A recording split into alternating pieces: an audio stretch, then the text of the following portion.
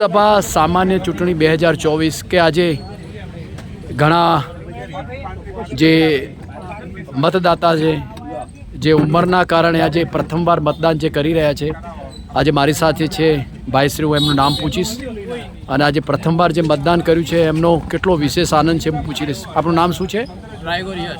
રાયગોર યશ. આપ પ્રથમવાર જે મતદાન કરી રહ્યા છો, તો આપને આ મતદાન કર્યા પછીનું કેવું લાગ્યું તમને? ખૂબ જ આનંદ થયો છે. પ્રથમ વખત મતદાન કર્યું. સૌ પ્રથમ અમે ગયા સવારે 7 વાગે મેં મતદાન કર્યું. ખૂબ જ આનંદ.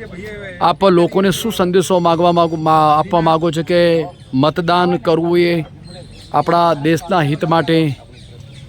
કે લોકોને કહું છું સૌથી વધુમાં વધુ લોકો મતદાન કરે.